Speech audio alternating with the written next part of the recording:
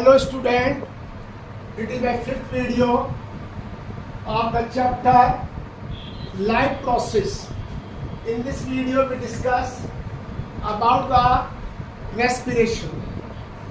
Respiration के generally हम activity करते हैं. We have two tubes और test tube हमारे पास. One test tube has the lime water और in lime water we exhale the CO2 or expired gas. So then the lime water turned into white color due to the formation of calcium carbonate. Respiration is a biochemical process in which oxidation of food takes place and produce the water, CO2 and energy.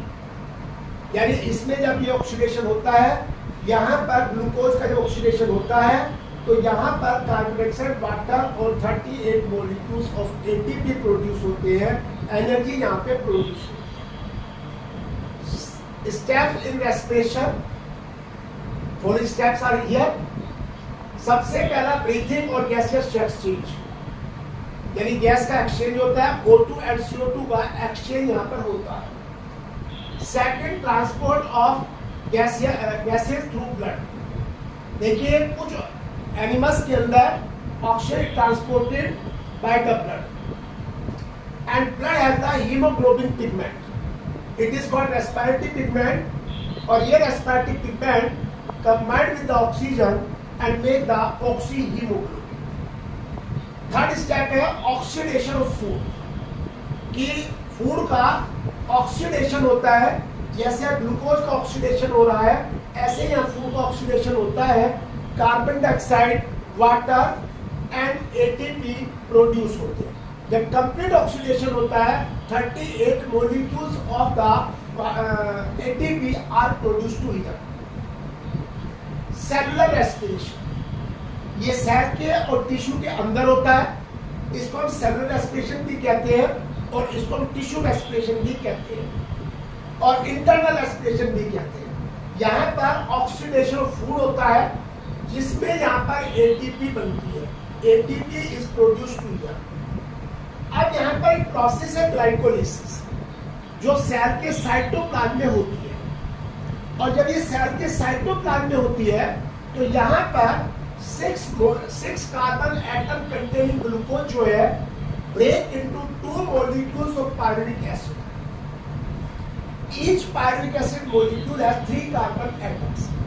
एक के अंदर 3 carbon atoms होते हैं. और ये glycolysis की process common है aerobic and anaerobic respiration. Respiration aerobic हो या एनारोबिक, दोनों में सबसे पहले ग्लाइकोलिसिस होगा. तब उसके बाद जो पायरुविक एसिड है it will enter in the process of aerobic और एनारोबिक रेस्पिरेशन. ग्लाइकोलिसिस की खास बात है ना ऑक्सीजन प्रोड्यूस की जाती है और ना कार्बन डाइऑक्साइड प्रोड्यूस होती है. अब यहाँ पर एरोबिक और anaerobic respiration. Aerobic respiration takes place in the presence of oxygen, जहां पर कि ग्लूकोज का कंप्लीट ऑक्सीडेशन होता है.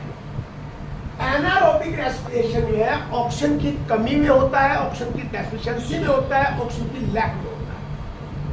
तो ये जो है जब ऑक्सीजन की डेफिशिएंसी में हो रहा है इसको हम एनारोबिक रेस्पिरेशन कहेंगे. It is called the anaerobic respiration. अब यहाँ पर देखिए फ्लो चार्ट है. ये ग्लूकोज का मॉलिक्यूल है जिसमें 6 कार्बन एटम है.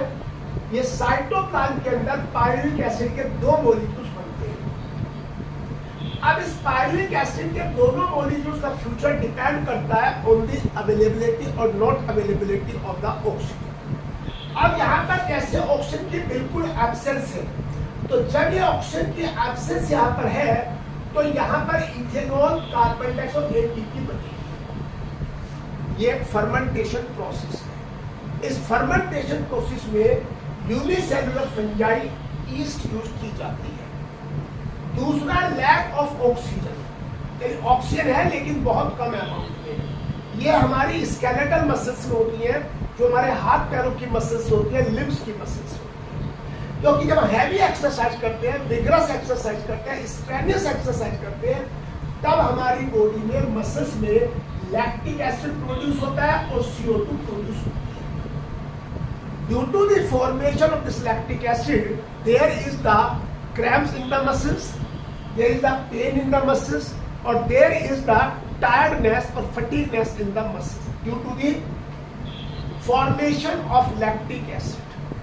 अब तीसरा है, अगर ऑक्सीजन की प्रेजेंस है तो यहाँ पर ये कंप्लीट ऑक्सीडेशन होगा, जैसे ग्लूकोज का हो रहा है, तो यहाँ कार्बन डाइऑक्साइड, वाटर और एटीपी बनेगी, इसे कहेंगे एरोबिक रेस्पिरेशन। इन दोनों को हम एनारोबिक रेस्पिरेशन कहेंगे, जहाँ इथेनॉल और लैक्टिक एसिड बन रहा है। एक्सटर्नल रेस्पिरेशन में क्या होता है, इसमें सेलुलर रेस्पिरेशन कॉमन है, टिश्यू रेस्पिरेशन कॉमन है, इंटरनल रेस्पिरेशन कॉमन है। कोई भी ऑर्गेनिज्म है उसके अंदर यहाँ पर सेलुलर रेस्पिरेशन होगा, लेकिन गैसेस का एक्सचेंज, ऑक्सीजन कैसे जाती है, CO2 कैसे बाहर आती है, वो डिफरेंट ऑर्गेनिज्म में डिफरेंट तरीके से होता है, क्योंकि जो डिफरेंट ऑर्गेनिजम्स हैं they are adapted in different type of habitat. वो डिफरेंट टाइप के हैबिटेट में एडेप्टेड होते हैं, उसी के अकॉर्डिंग वो ऑक्सीजन का यूज करते हैं और CO2 का प्रोडक्शन करते हैं। अब रेस्पिरेशन इन प्लांट्स, देखिए प्लांट्स में रेस्पिरेशन होता है, प्लांट्स में रेस्पिरेशन ह्यूमन बीइंग की तरह नहीं होता, ना ही प्लांट्स के अंदर कोई वेल डेवलप्ड रेस्पिरेटरी सिस्टम होता है लाइक ह्यूमन बीइंग, क्योंकि इनके जो प्लांट्स हैं they require less amount of energy than the animals. तो वहां पर जो ऑक्सीजन है वो यूज की जाती है in leaves, stem and roots individually. Leaf अपना रेस्पिरेशन करती है, स्टेम अपना करता है और रूट्स अपना करती है। लीफ एंड स्टेम दोनों एयर में प्रेजेंट होते हैं। लीफ के अंदर स्टोमेटा होते हैं और स्टेम के अंदर माइन्यूट ओपनिंग्स होते हैं, जिन्हें लेंटिस सेल्स कहते हैं। इन लेंटिस सेल्स के थ्रू ऑक्सीजन अंदर जाती है और CO2 बाहर आ जाती है by the process of simple diffusion. Stomata में भी ऐसे होता है, स्टोमेटा डे टाइम में खुलते हैं, ऑक्सीजन अंदर जाती है और CO2 बाहर आ जाती है।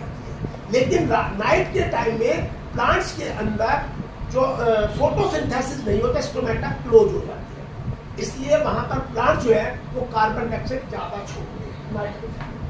रूट्स जो है they remain in the soil. तो सोयल में whatever the amount of air is present to there or in between the soil particles, roots here absorb to that, root इसको absorb करते हैं, utilize करते हैं।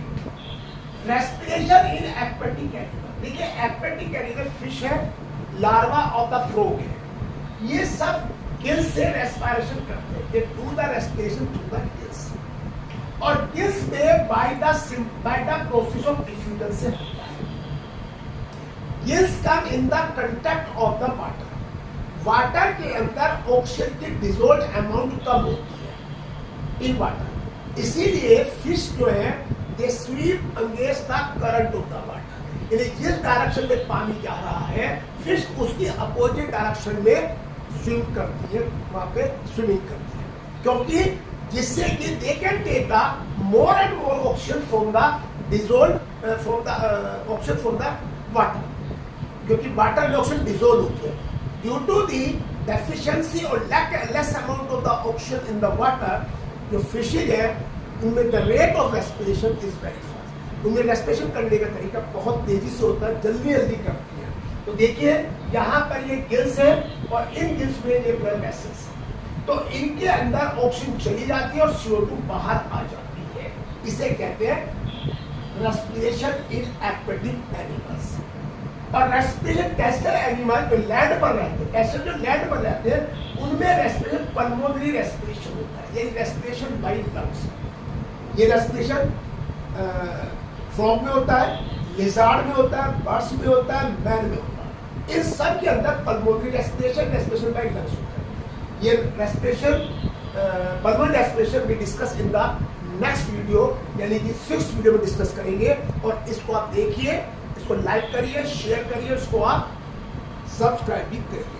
Thank you.